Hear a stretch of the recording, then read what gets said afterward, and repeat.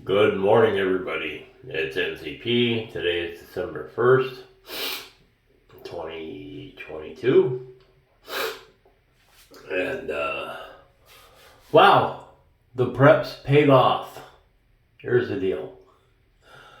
The other day, I was not mindful in what was going on.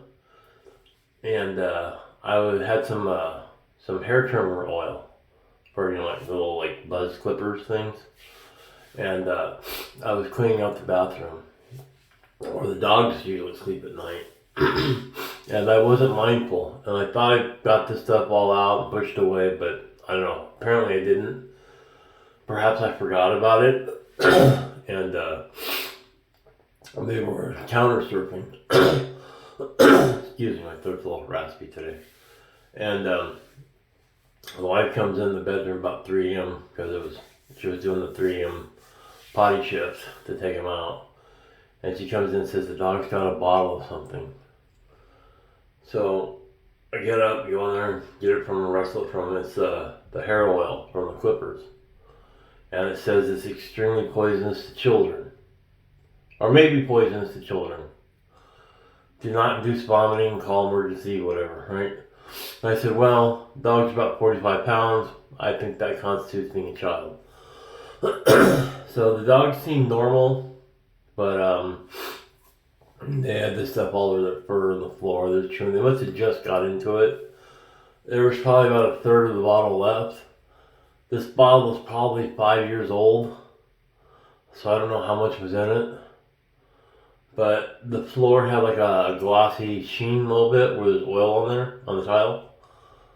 And I said, oh crap. So I said, let's, before we call the emergency vet, they're acting fine or whatever, so let's just, I had a feeling they didn't get any or enough to make a difference. They just chewed the tip of the bottle.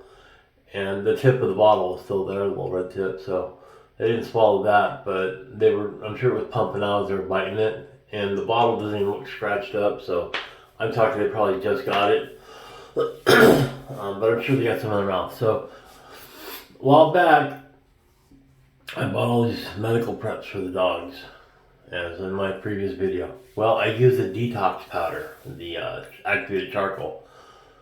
And I was like, yeah, I wasn't really ready. I just kind of put this aside. I wasn't ready. But, emergencies don't wait for your opinion on things.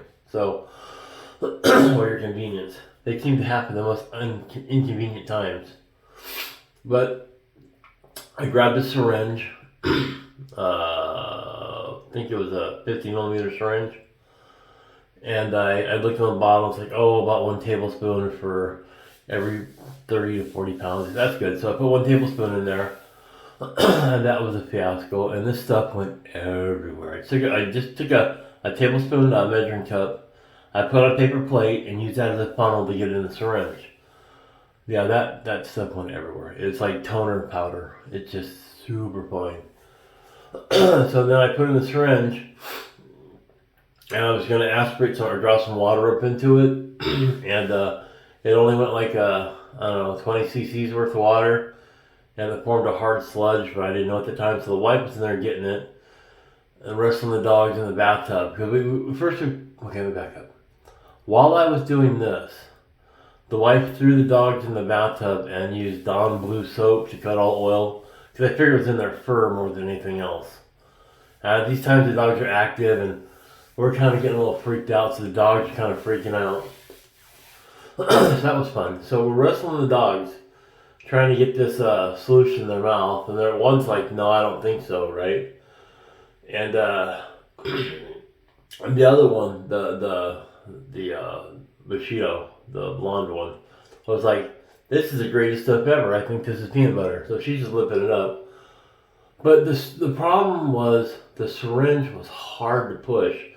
And it formed like a cake inside there for the first time. So we had to really work it and pull it out and pump it in, pull it out and pump it in with water. The second one, for Bushido, when it was her turn, I took a little 8-ounce glass, the small ones, and I mixed in a tablespoon of water, or a tablespoon of powder, And I made not water to make it just a little runny. And then I could aspirate that up with a syringe to do that. That was a much better option. However, these syringes had the twist lock on the end, so it was very hard to get in the dog's mouth. So I went to Amazon. I bought some 150 millimeter ones, or milliliter, I guess. They're really big syringes, but they have the catheter tip, so it's a big tube on the end of it, like a spout almost. So that'll be a lot easier next time if it ever happens again. I hope it doesn't.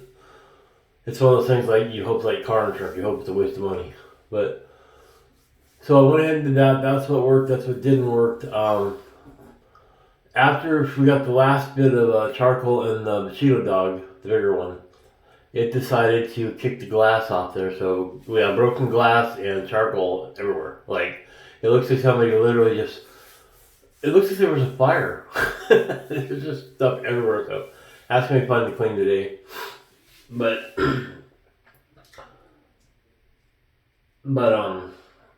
so it's been over 24 hours. That happened yesterday. We didn't clean the bathroom. We're lazy. We just locked them out of it. And they slept in our bedroom last night.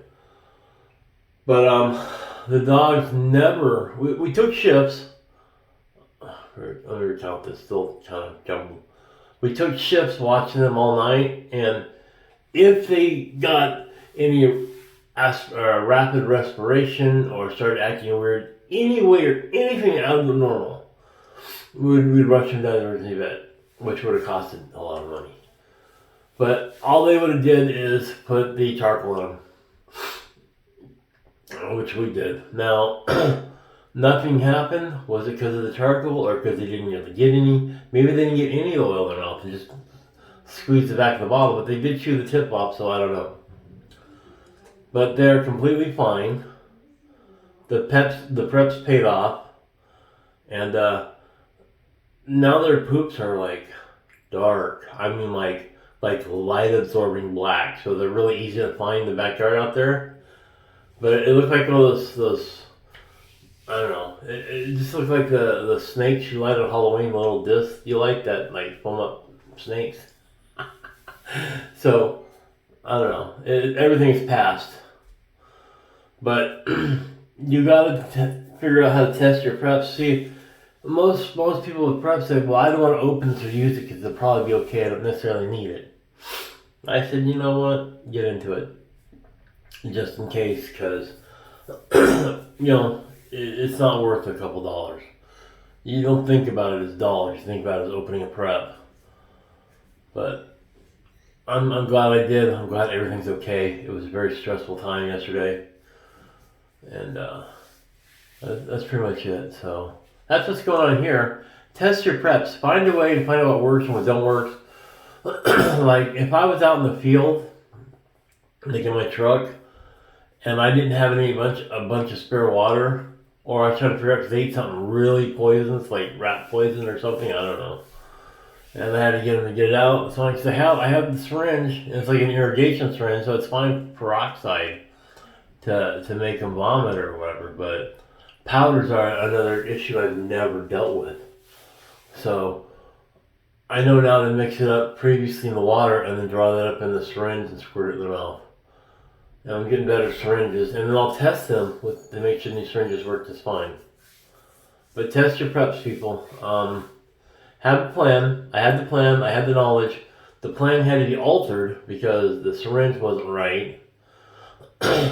And one of my thoughts was those little biscuit things that I was going to bake a certain amount of, powder into it or peanut butter bars for the dogs.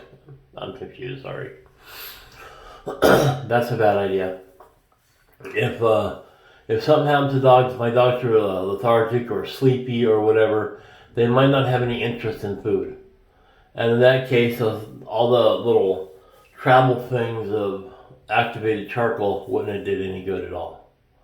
They would just looked at it and said, that's nice. So having the syringe, they start licking it up in their mouth. They don't like it, so. I mean, you squirt it to the back, and you don't lift their head up too high because you don't want to go near your lungs. You don't want to aspirate it. We weren't sure on how fast to push the charcoal, so you just go at the speed they'll eat it.